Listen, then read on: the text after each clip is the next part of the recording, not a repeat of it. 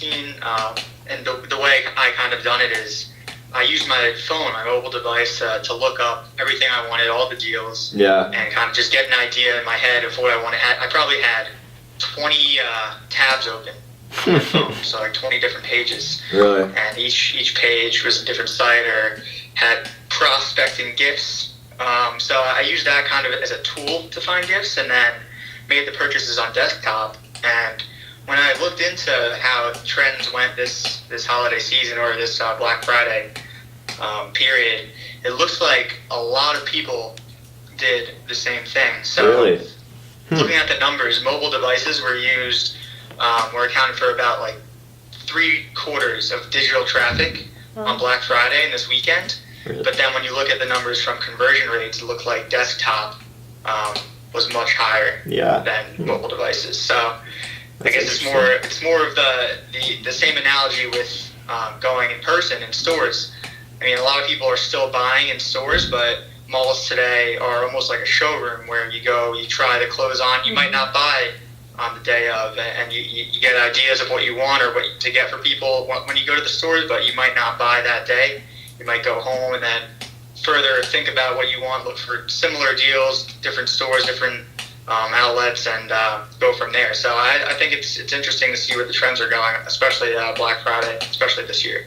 Yeah, that's a really good point.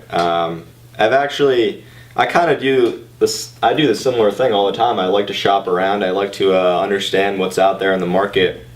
And a lot of times when you're looking on your phone screen, I just got a new phone, so I have a bigger screen now, but it's too small, and I don't know, I just feel like I'm constrained and I can't really get a full view of the product, even though like mobile websites nowadays are most of the time pretty good. Yeah, you're right, you kind of always do like want to go to at least your laptop or desktop to go see a full view before you make a purchase. Right. Yeah, would you say the same thing, Mackenzie? I would definitely say that, and I feel like now platforms are kind of updating to cater to that need. Like now you can be shopping on Instagram and be looking at a brand's page, and you can be shopping without even leaving the app. So I feel like that's just the trend, and that's the way that shopping is kind of going to evolve in the future. Yeah, so Ethan, when you were saying you have those 20 tabs open, I'm interested to know, did you find any of those products right on Instagram, Facebook? Like, were you shopping on social at all, or were you just on e-commerce sites? I was big Amazon shopper. Okay. Not much social, although when I did search for certain products, I would see them on my social immediately after. Yeah. But yeah, I did see also that social was a huge driver in sales this year. Yeah. More than ever. Yeah, I found that pretty interesting as well. Yeah, I know a couple people, and I know there's not a lot now, but I believe that this number is going to start rising in the coming years as these companies are getting smarter with their ads and getting more advanced with their, retargeting capabilities. I believe that, these people I know, they only shop now on Instagram, Facebook, because they know that they're going to you get a good deal most of the time.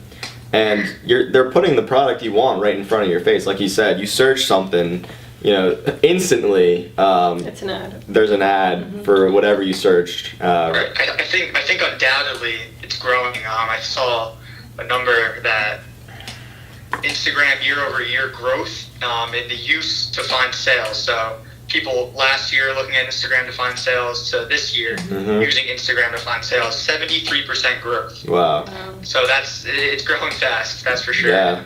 Whether or not everyone feels like they're doing it, I don't think it's to that point yet, but the fact that it's growing that much shows you that they're putting a lot more resources into trying to drive point of sale on their app. Yeah. And I think Pinterest saw huge growth as well, because that's another one of those photo apps where people pin all their favorite things, and it's just a very easy way to find what they want to buy there.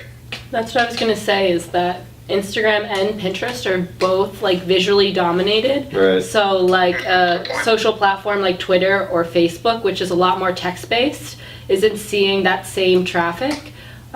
Because people can literally see the clothes in like this photo and compare it in their own lives. And they're seeing it in a place where they're comfortable and they're used to seeing similar types of content. content. Exactly. So that's, I think one of the things when you are running a Facebook ad, you're doing like an automatic placement. Facebook will place your ad in places where people are most likely to interact in the way you want them to. So if you run a conversion ad, they're going to put it somewhere where people are more likely to convert.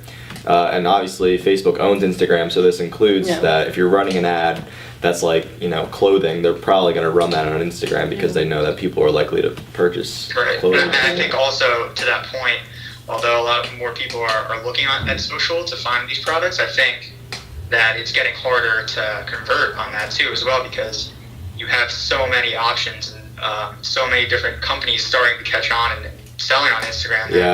Where a year ago or 2 years ago, if people are clicking on that ad, they're going to convert. If they're getting referred from Instagram and they're clicking on that, they're probably in the space to buy at that point. Yeah, it's getting more competitive now. Right. Yeah, so you got to differentiate, I guess, your product on these channels, so people are more likely to convert, because you don't want to become part of the noise. Yeah. Yeah, so another concern of mine is like, there's so many of these out there now, and a lot of them you just haven't heard of. You don't really recognize the company name, so I actually have a hard time trusting these companies. Are they going to deliver my stuff on time? Is it going to be a decent quality product? Am I going to buy a shoe that's going to break in like a week or so? So that's probably my main concern. When you see an ad from a large company, it you trust that source, obviously, right? Exactly, but when you're getting targeted from somebody you never heard of, it's great that those people have the opportunity now with Facebook and Instagram to run those ads and reach me as a consumer. But I'm definitely having a hard time trusting those sources.